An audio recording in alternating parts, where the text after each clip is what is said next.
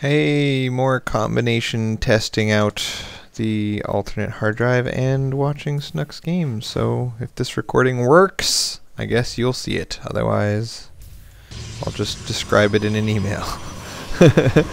So this is the Masters League offracer. I don't know what his primary race is. I think Zerg.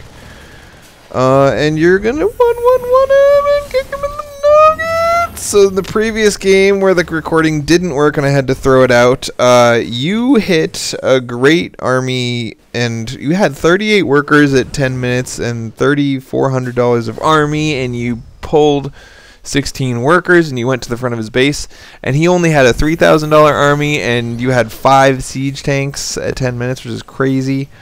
And you didn't have siege mode, so you got 5 siege tanks with no siege mode against zealots and immortals, which are the 2 counters to siege tanks.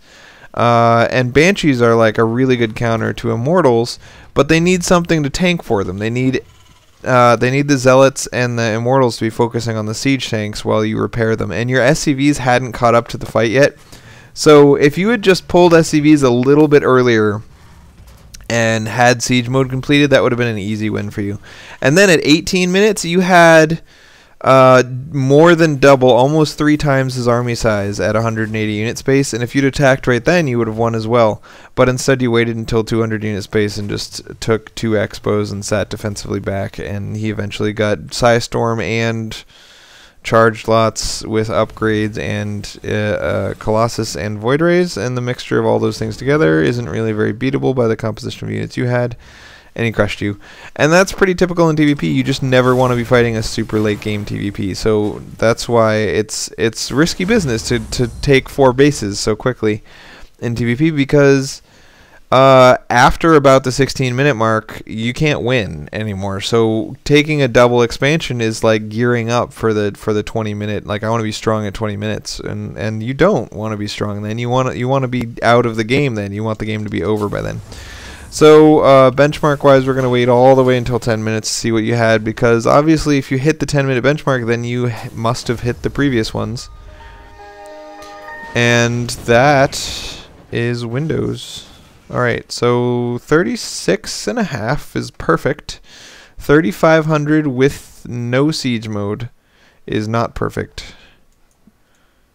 It looks like you pulled a good number of workers. But again, you're pushing out without the workers, and then you're going to let the workers catch up. And this is so risky, because if he just catches you right here, you're going to lose your whole army before the workers arrive. And then you're going to have a bunch of workers that are just like, we don't do much without that army to play with. So here we go.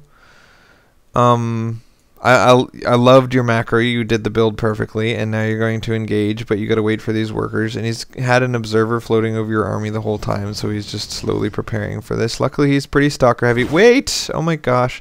So again, you attack when the workers are way back here. What are they doing right now? Are they helping? No, they're not used. So you've got all these tanks that are just naked with no repair, no siege mode, no anything. And he's going to blink it and kill them, like, instantly. That tank got, like, 1 shot, that tank got 2 shots. And now, finally, you're starting to repair, and he tries to focus down your tanks and can't, because your workers are awesome.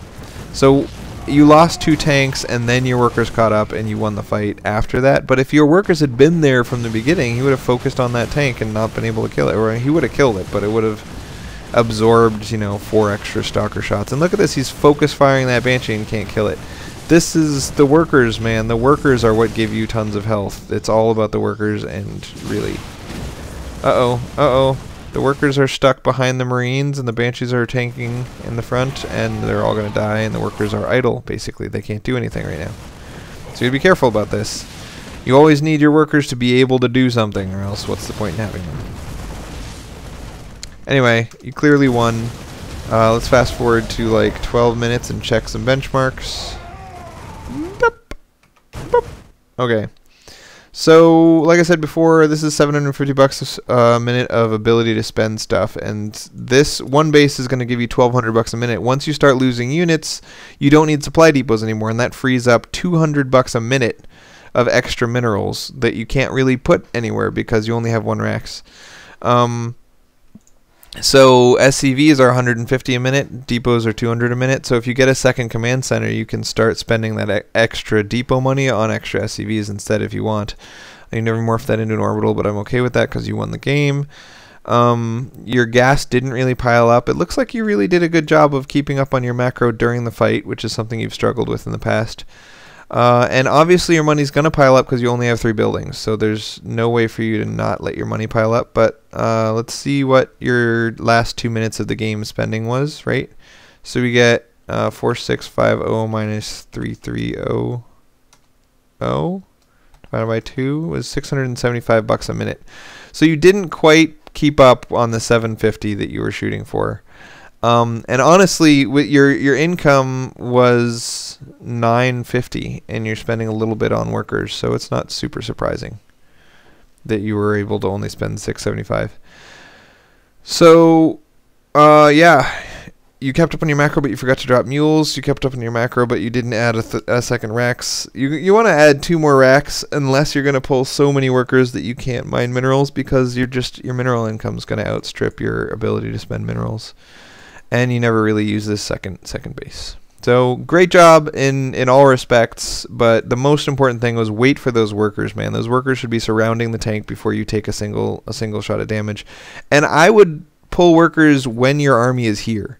Pull workers in with your army and go as a ball so that if he ambushes you anywhere, you're going to be okay. But yeah, good job. Let's see if this worked, man.